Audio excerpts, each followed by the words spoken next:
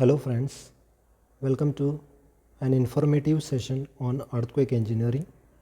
Hi, I am Professor Sujit Vellur S. Nair, Assistant Professor in Civil Engineering Department at Sakarchand Patel College of Engineering. Today we will be discussing about earthquake basics and its design philosophy. So now let us see the outline of the lecture. So here we will be discussing about introduction, history of past earthquakes, study layer of earth, causes of earthquake, propagation of seismic waves, measure earthquake, prediction of earthquake, earthquake resisting philosophy, good practices for civil and structural engineers, Indian standard codes practices and references. This will be the outline of the lecture series. Start with the introduction. Sudden movement of Earth's surface due to release of energy is earthquake. So as per United States of Geological Survey, here we are having different group magnitude and annual average number. Great earthquake of 8 and higher magnitude occur one time. Major of 7 to 7.9 magnitude occur 18 times. Likewise, you can see strong, moderate, light, minor earthquakes. Very minor earthquake occur frequently. History of past earthquake. Here you can see some of the earthquake like 1819 Kutch earthquake of 8 magnitude, 1956 Anjar earthquake of 7 magnitude, 2001 Bhuj earthquake of 7.7 magnitude. For these different earthquake, you can see the loss of casualties available. During Bhuj earthquake and Kagra earthquake, you can see the higher casualties. See the failure of structures. During Bhuj earthquake 2001, you can see the majority of the failures in the building due to the soft story. Now what is soft story? Soft story is if the stiffness of the lower story is lower compared to the higher story, you can say it as a soft story, or you can say open story, where generally we are using as a basement or a parking area or a shops. So this will behave as a soft story. 2017, you can see the failures of masonry walls due to no proper bonding between the columns and beams. These masonry walls are being collapsed. This may be load bearing or non-load bearing. Generally, non-load bearings are being collapsed partially or fully due to this type of earthquakes. Now let us discuss more failures. Government house in Shillong, you can see the whole structure is collapsed. Bridge on the East Bengal Railway is being collapsed. In 1994, North Ridge earthquake, you can see the whole building is being collapsed. 1999 Turkey earthquake also, you can see the structure is being damaged due to no proper bonding between the columns and beams. So now let us discuss the layer of earth. So you can see mainly there are three layers. Crust up to 100 kilometer. The upper layer of earth crust, we can say it as a lithosphere also. Then comes the mentor, 2900 kilometer. We can say it as a asthenosphere also. And the third layer is core, which is at 6378 kilometers. So these all are layers of the earth. Now the earthquake occurs mainly in the mentor portion. Generally, this hot molten lava comes out due to the extreme temperature and pressure. These rocks are being melted and it behave like a liquid. And this conventional currents movement causes the sudden release of energy. So this we say it as a earthquake. The sudden release of energy will create a boundary on the earth surface. So here you can see the cracks due to the sudden release of energy. So it creates major and minor tectonic plates. So normally there are 7 major tectonic plates like Pacific plate, North American plate, Eurasian plate, African plate, Antarctic plate, Indo-Australian plate and South American plates. these plates behaves as a divergent, convergent or transform. So basically these all are the nature of tectonic plates. For example, if a divergent occurs, we may get valley type structure. If you can see the convergent type, then we can assume it as a mountain or hilly areas, and the transform side we can say it as a sliding portion of earth.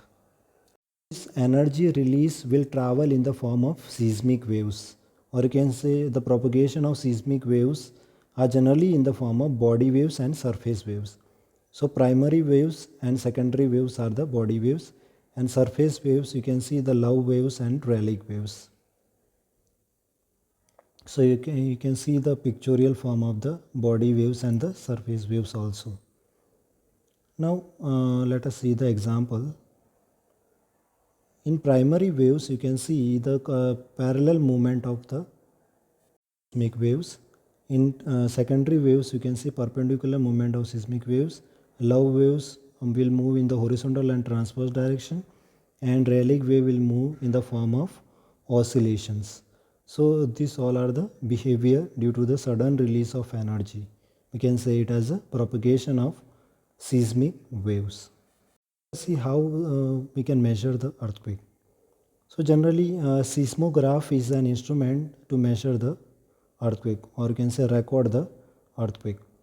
The pendulum displacement records the change over time. The trace out the record of the event is called as a seismogram. Seismogram we can see the readings of the earth shaking. The study of seismic wave is said to be seismology. It is a Greek word, means to shake. Earthquake is measured in the form of magnitude. The severity of earthquake is known as or called as magnitude. It is a qualitative measurement. Richter scale is used generally to measure the intensity of the seismic waves. The amplitude height of the largest recorded waves of an earthquake at a specific depth is called Richter magnitude. Generally you can see the Richter's scale of 0 to 8 magnitudes. Intensity is a quantitative measurement. Generally severity of earthquake shaking and its effect on people and their environment is intensity. So generally modified Mercalli scale is used to measure the earthquake in the terms of intensity. You can see 1 to 10 scale. Here you can see the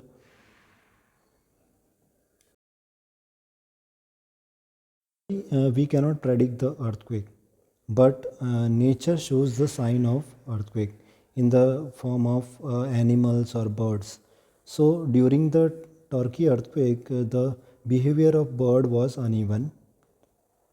During the Japan earthquake, you can see the anxious behavior of cat also.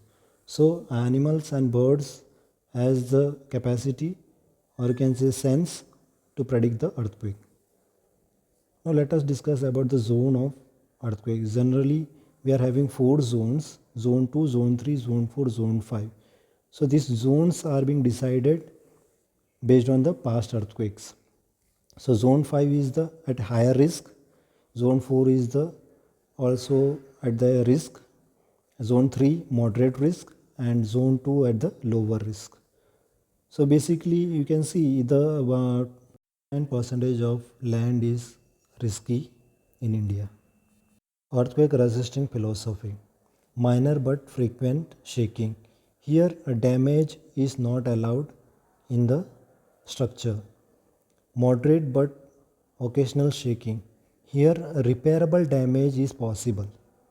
Strong but rare shaking. Here severe damage is acceptable, but building should not collapse. So earthquake resisting philosophy, building should not collapse. See the good practices for civil and structural engineers for earthquake resistant. You can see confined masonry structures, beams and columns in RCC building resisting earthquake, beam column joints, shear walls in RCC building resistant earthquake, base isolations and dampers. These all are some of the good practices in the any structure. In confined masonry structures, first of all, after preparation of plinth beam, masonry walls are being erected and then columns are being casted. Then you can see the lintel beam is also being uh, prepared, and then the slab is being casted. So this whole practice is a very systematic and a good manner. So this is a confined masonry. In beams, stirrups are banted at 135 degree as a hook, and also at the junction of beam column, spacing of stirrup should not be more than d by 4 and 8 times bar diameter. And at the center you can see d by 2 distance, the spacing of stirrups as per the calculation, and not more than d by 2. So this is also an important condition for beams.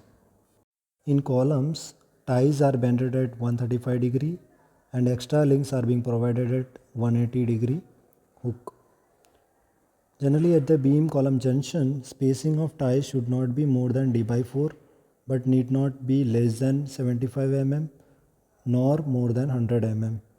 At the lapping joint also should be smaller than d by 2 and 150 mm.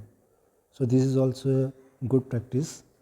At beam column junction, you can see the beam top bars are not placed but horizontal ties in the joint regions are stacked up. Top beams are inserted and then these reinforcement cages are lowered. And finally the ties in the joint regions are raised to their final location. So this is also a good practice for beam column joints. Shear wall in RCC building resistant earthquake. Here you can see the symmetric shear walls are being provided, which also will be resisting the earthquakes. So basically, for example, lift portion, generally we are providing the shear walls. So it should be in a symmetric manner for earthquake resistant building. Isolation is also a good practice. After the Bhuj earthquake, in the Bhuj hospital you can see base isolations are provided.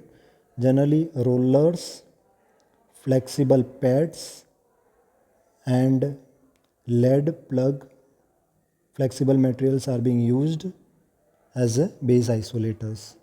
So if it is fixed, then you can see the behavior in C portion of the figure. Dampers are also being used as a earthquake resistant. Here you can see the various type of dampers like viscous damper, friction damper and yield dampers. So after Bhuj earthquake, in a Bhuj hospital, these base isolators and dampers are being provided.